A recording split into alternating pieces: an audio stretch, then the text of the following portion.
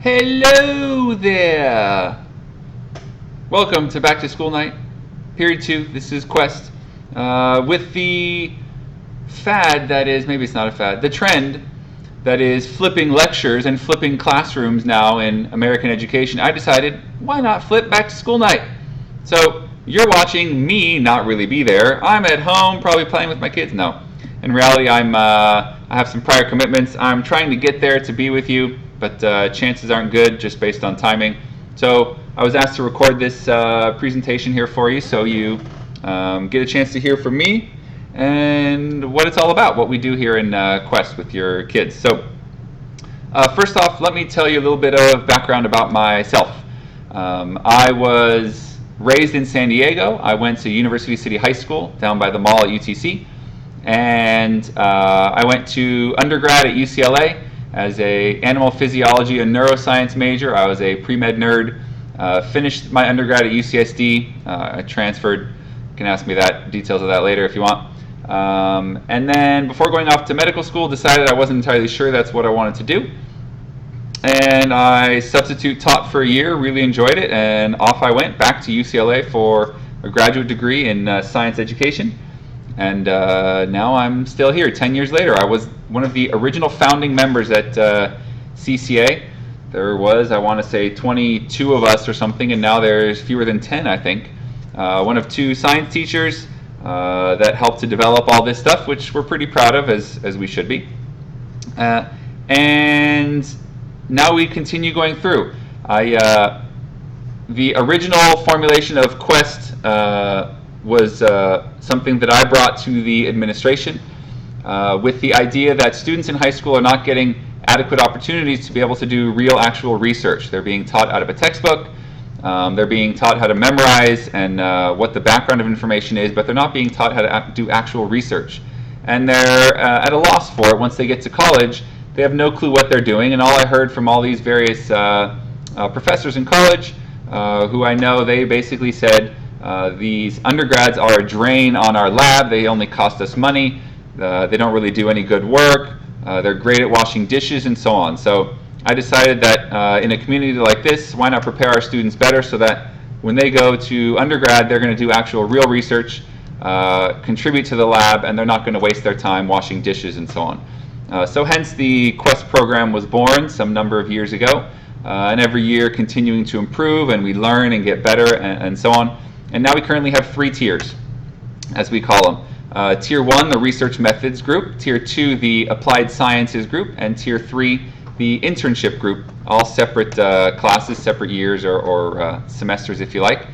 So let me start with Tier 3 first. Tier 3 is the Internship group. There's 3 students in Tier 3 who are working on their own research, much of that time being spent outside the classroom. Their job is to find a mentor whose lab or facility they can work at to do their research and spend all their time there. They come in, check with me, and they go off to do their work. Sometimes they'll stay in here and we'll talk about their projects and so on. But largely these are students who are very well versed in their research and want to get some credit for doing that research, for spending that time. Tier 2 is the Applied Sciences, as we mentioned, and these are students who are kind of the in-between. They have the passion for science, they have the ideas that they want to pursue, and now they just kind of need the facility and the help from someone like myself. So that's what we've started to do. Tier 2 students are submitting to 2 competitions. We're participating in the Toshiba and National Science Teachers Association Explore Vision competition, where they explore future ideas from kind of what the world or what an idea will be like in 20 years. And then they'll also be submitting to Science Fair. Both of those items will be required as part of their grade. So they've currently all submitted questions to me that have been approved. Yay, that's often the hardest part. And they're now working on their literature review, preparing for what's been done, what needs to be done, where am I going to be going with this, how am I going to be doing my research, and writing all that up for preparation for collecting their data. Many of them have very interesting ideas that look to further the scientific community and further our understanding, and we'll see how well they do. So that's Tier 2. Tier 1, the research methods class, these are the students that are interested in science, but don't have the basic foundational techniques and knowledge with which to do their own research as of yet. So this is where we try to lay the framework, the groundwork for them to do that research. And this includes, for example, we spent a week just basic scientific method, how to ask a question, what's the independent, dependent variables, what are assumptions, how do we eliminate bias in our research, and so on, all foundational principles. And then the last couple weeks, last week and a half or so, we've been spending learning various statistical methods for how to analyze our research to see, is our research actually statistically significant or valid? Is it worthwhile? Did it give us an answer that is interesting? So they're learning that. We'll be finishing that. For example, today we did our bungee jump with our Barbies. I always heard that Barbies were not really useful. They were bad representations of women and so on, but I think we actually found a good use for them. We hold them from the ceiling and we attach rubber bands to them and we have them bungee jump, and we teach students linear regressions or how to do these predictive statistical values using Barbie.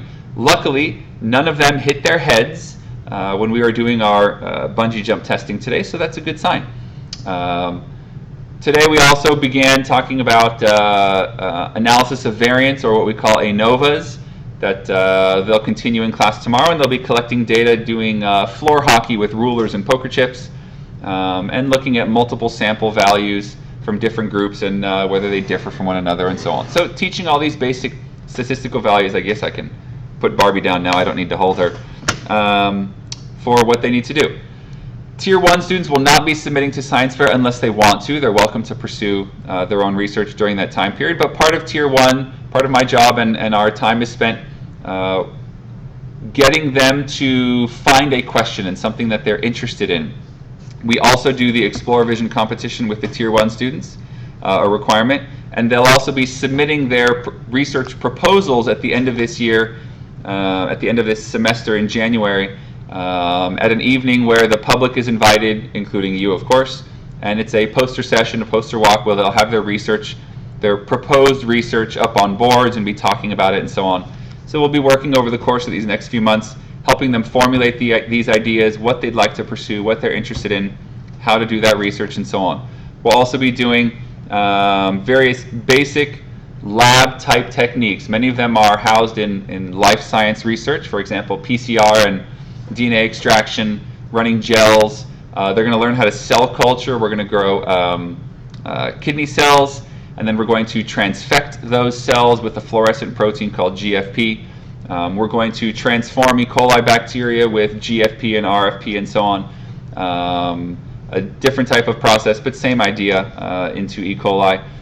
There's all different kinds of labs that we're going to be doing, ecological research as well, teaching them or touching on different areas that they could potentially use for their own research to improve upon and collect some data that would be worthwhile for them.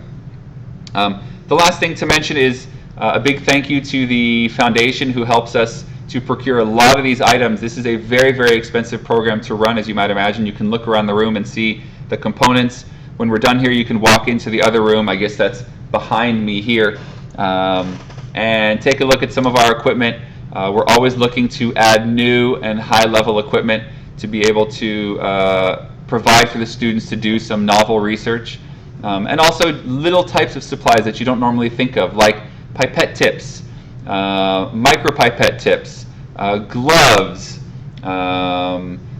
things along those lines are always very useful that students can use and need, that cost money if we have to buy it, and many of you have access to those types of things or can help us out with those types of items. And then lastly, if you have any expertise in research and would like to come and contribute within class as a guest lecturer or something along those lines, we'd love to have you. Please just contact me by email. You can find my email through the school webpage, and we'd love to see you. Thank you very much for coming to period 2, and I hope you enjoy the rest of your evening.